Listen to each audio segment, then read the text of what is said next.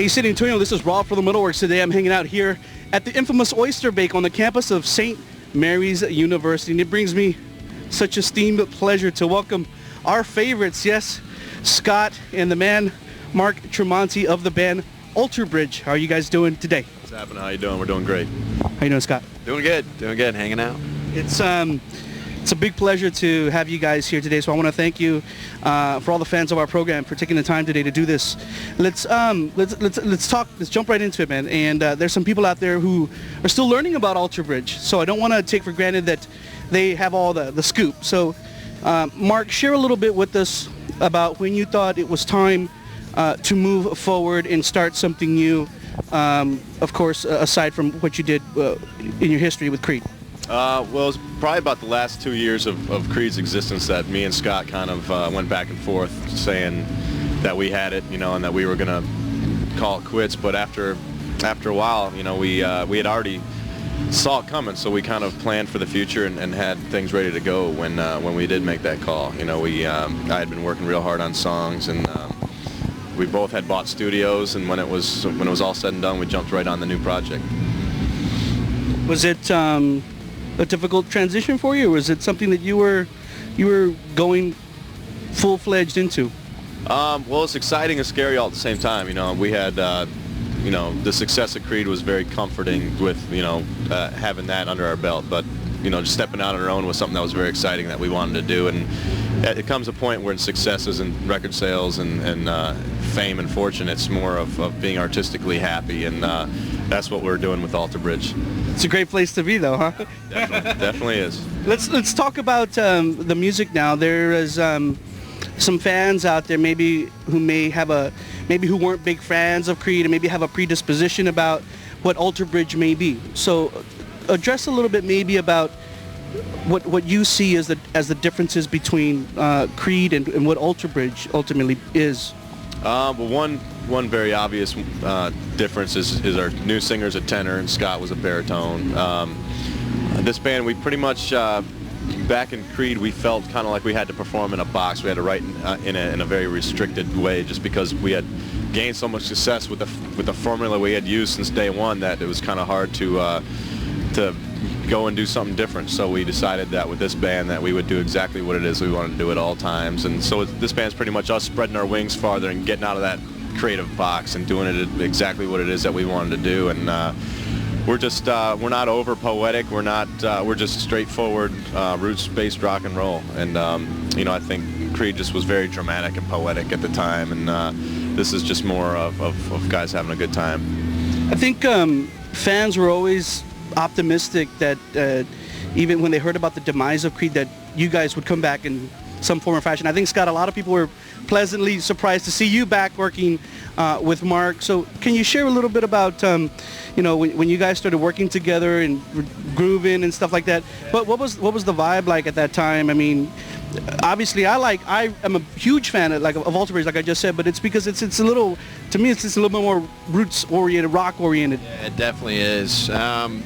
I think especially having Brian come back into the band, who was not there from the summer of 2000 until the end of 2003 when we started working on this. There was Mark and I've obviously played together long enough that we sort of know where each other's going and sort of have that type of chemistry. And having Brian come back in there really rekindled a lot of the chemistry that I think had gotten lost in the last couple of years. And having Miles come in, we had known him very briefly when they toured with us back in the Creed days when he was leading the Mayfield 4.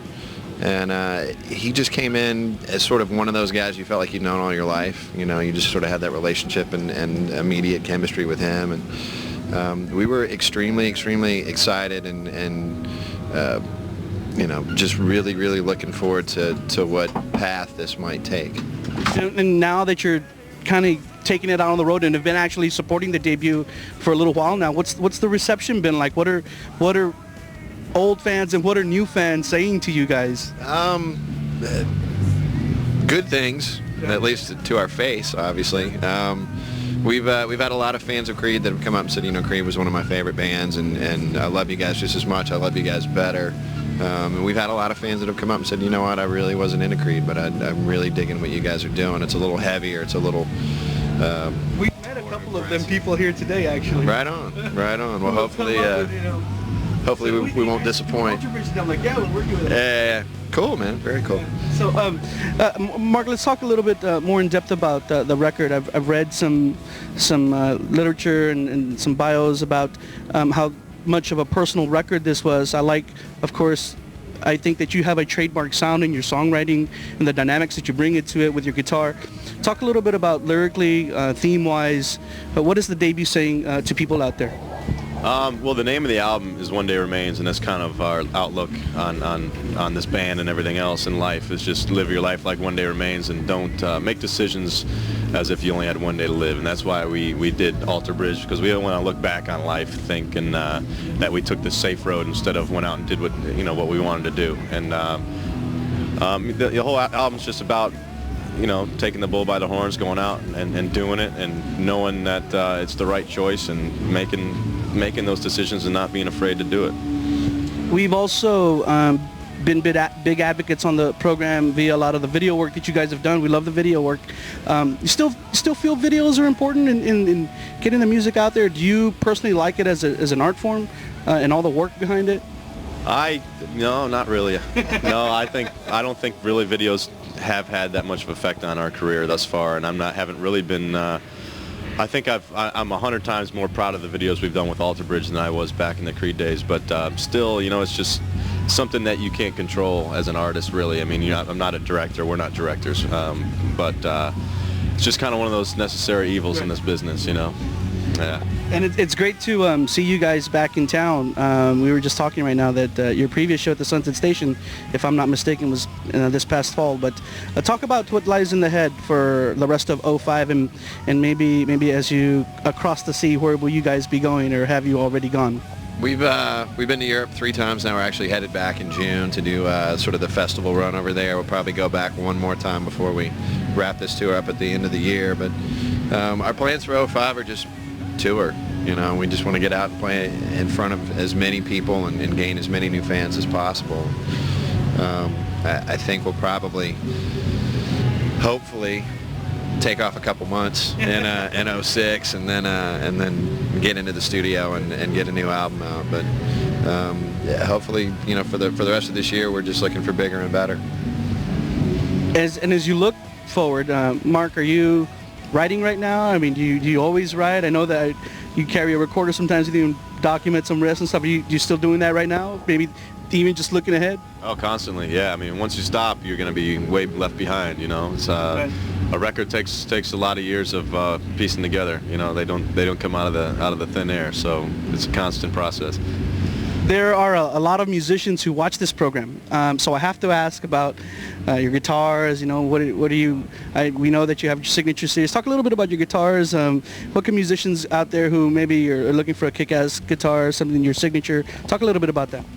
Well, my guitars, they actually just got made illegal, pretty much. Yeah. They got sued by another company, and they're not allowed to make them right now. But they're trying to. They have one of the Tremonti guitars, and that's like a rarity now, huh? Yeah, but they're appealing the case right now. Hopefully, within the next couple of months, it will be overturned, and we can get them back out there. But when my signature model SC Special Edition came out, it got rated the best dollar per dollar value ever created on a guitar. So it's a real nice, real great playing guitar for the money it costs to buy it. Cool. Yeah, cool. man. Yeah, we have a lot of guitar players who are watching and keep tabs on that stuff.